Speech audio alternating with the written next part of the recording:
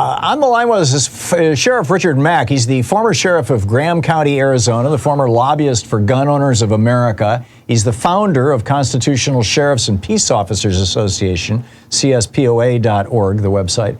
He established the County Sheriff Project movement, both of which reaffirm what they claim is the constitutional power to refuse to enforce federal laws. And further to this, he's on the board of directors of the Oath Keepers, a far-right militia group. Sheriff Mack, welcome back to the program. It's been a while since we've talked. Tom. Yes, I am not on the board of Oath Keepers, and I quit Oath Keepers in 2016. Oh, okay, great. Well, thank you for that. I appreciate the update, because I was a little surprised. I mean, they got taken down pretty bad after January 6th. Yeah, they did. So you were... But you need to know something, though, so do your viewers. Sure. Well, what year was 2000? What year was January 6th? Wasn't that 2001? Yes. Or I mean, 2021. Sorry, yeah, 2021. Yeah. I quit them 6 years before that, so I was way ahead of the curve, and I didn't like how they were, the direction they were going. When I first was with them, they were an educational organization to teach military and law enforcement. That we all took an oath, and we need to uphold and defend the United States Constitution, and that's my thesis. That's what I do. Sure. And then they switched to becoming a national security organization dash kind of militia, and I quit them. Yeah, I get it. I get it. So thank you for clarifying that. And yeah. One other thing, I had nothing to do with January 6th, and I did not go to January 6th, and I told all of our members and supporters not to go to January 6th. Well, that was very wise. That was very wise. So, Sheriff Mack, you sent me an article titled "The Greatest Purveyor of Violence in the World." People can Google it. Quoting Martin Luther King and whatnot. But the essence of it was that you're arguing that the tyranny in America right now is the bureaucracy, basically, what some refer to as the deep state. And I'm a little baffled by this. I mean, I understand why Charles Koch, has spent probably billions of dollars over the years trying to make government smaller. He runs refineries that spew poisons into the air, and less regulation means more profit for him, even if it means, Cancer Alley across Texas and Louisiana. But I don't understand why a middle-class guy like yourself would be opposed to the government playing a role in making sure that our drugs are safe, our food is safe, our air and water are clean, that our schools fine. I just don't get it. Where is the tyranny for average people? Well, that article was much stronger than that, and so was Martin Luther King's rhetoric. He said that the United States of America was the greatest purveyor of violence in the world. And I still claim that he was correct. And the coincidence of that is 1 year from the date that he said that, he was murdered. Right. Well, he was talking about both violence against black people and violence against Vietnamese. Again, how does that affect a white guy like you? A middle-class person, a middle-class white guy. I am against all violence, and I'm against all corruption, I'm against all tyranny. And the bureaucracies simply have gotten out of control. And my deal is this. I've been told over and over that I'm anti-government. I am not anti-government.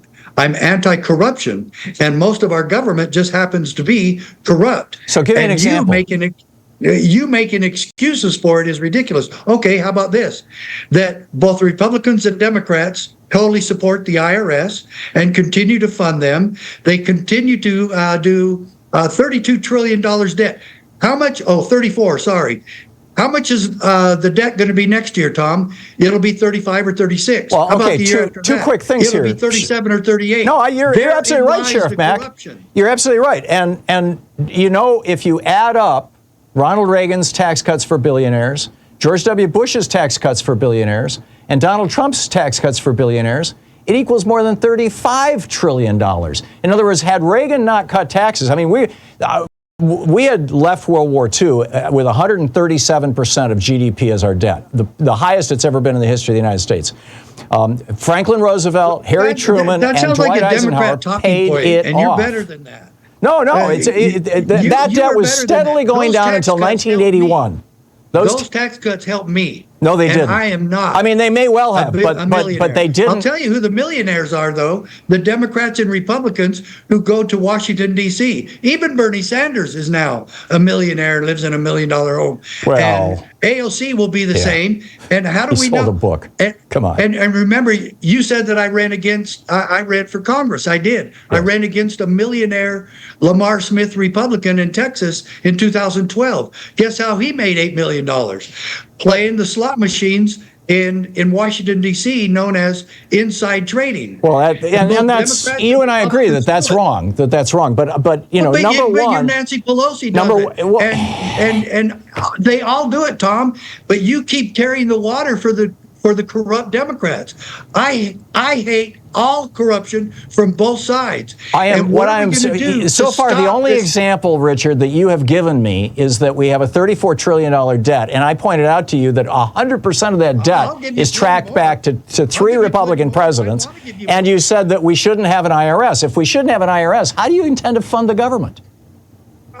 Because if they did constitutional spending, and if the tax structure was simple, Tom, we wouldn't need the IRS. But it's so convoluted with 750,000 pages of convolution that they don't even keep track of, that they fail their own audits. Tom, do not make excuses for corruption. Then join me, Richard, in calling for an end to Citizens United, an end to the legal bribery of politicians. You've got 5 Republicans on the U.S. Supreme Court who said in 1978 and in 2010 that it's perfectly legal to bribe politicians. It's called free speech now. I mean, we need to, shouldn't we form an alliance, a right-left alliance to say end that? I would be happy to sit down with you and discuss the donations that come to politicians, because that needs to change as well. And people like you and me But you get that that's going to require a bureaucracy, Richard. But Tom, you asked me for more examples of corruption. Okay. And you barely let me get one out. The other one was, remember when I was on your show about 8 years ago? It was about the bureaucracies attacking the Amish in this country. And Sam Girard spent almost 5 years in prison because he didn't get permission from the FDA to make his little salve. They're going after Amish all across the country. Right, he was selling a drug and making claims for it. Well, it doesn't matter. We don't get to sacrifice liberty or religious freedom. This is all about the Amish's religious freedom and their pursuit of happiness, and then you want bureaucracies to come in and put them in prison. So hang on just a second, Richard. I know you don't want that. Let me just make, I know you don't. Let me just make sure that I understand what you're saying. Back before the FDA was created, you had guys traveling around the country in trucks, selling basically morphine as and selling cocaine and selling now you're making all kinds of horrible to keep things. The corruption. No, now what I'm saying is, if you're saying, and by the way, you're not the first to say this. This was Milton Friedman's thing, is that we shouldn't have any regulation of drugs. That just when people start dying, then people will notice to avoid a particular substance or sell it. I'm not quoting Milton Friedman. But it sounds to me like what you're saying is you think the federal government has all this power, and they don't. The states can take care of that problem. The states have regulatory authority. Well, how is a state bureaucracy different from a federal bureaucracy? They're all bureaucrats. Oh, well, thank goodness we have King Biden telling all of us if we can have a gas stove or a gas car. He's not telling us that. After truckers. He's providing incentives to move in other directions, but he's not trying to end those things. Come on. You're allowing the president to be king. The king now spoke. You cannot have a gas stove, and now these truckers have to stop. Richard, Trump wants to be king. Biden's not playing king. Don't get me into the Trump Biden thing, okay? I'm not about that. I'm about stopping all corruption for both Republicans and Democrats. I get it. And you keep carrying the water for Democrats. But you haven't given me an example of corruption that makes any sense. Yes, insider trading among members of Congress. Yeah, I'm with you on that. But this is a small thing. That doesn't affect the average person. Amish farmers in prison. It's okay. If they're selling drugs illegally, yes. Oh, chickweed is not a drug. Well, if you make medical claims for it, it becomes a drug. No, it doesn't. No, it doesn't. Yeah, I can claim anything I want. It doesn't make it a drug. You can't claim it in commerce. You can't claim. You can't make claims for things. So you want to keep marijuana illegal? What does that have to do with anything? It's a drug, and you just said we got to protect people from all these drugs. We regulate marijuana here in Oregon. It's legal. Okay. How about COVID-19 mandates that we shut down churches? We arrested ministers. We arrested people. We saved lives doing that. But you think it's okay because it's taking care of people. I think public health is an important thing, yes. It might be an important thing, but it doesn't supersede the Constitution or God-given rights. I disagree. And you're wrong about that. During the great flu pandemic, masks were mandated by President Wilson and by states all over the country. And the Supreme Court ruled that this was not a violation of individual rights. Oh, well, my Supreme Court decision said that the federal government cannot do that. When? We have held, however, that state legislatures are not subject to federal direction. I'm the only sheriff in America that started a major lawsuit against the federal government and won. And just recently, the governor of Utah just quoted that case because he's tired of the federal government acting like they're king. So you want to overturn the Supremacy Clause? Do not ask government to be king, Tom. You want to end the Supremacy Clause? And he quoted the Supremacy Clause. Scalia talked about the Supremacy Clause. It does not grant carte blanche to the federal government. Federal law supersedes state law. No, it does not. Read my decision.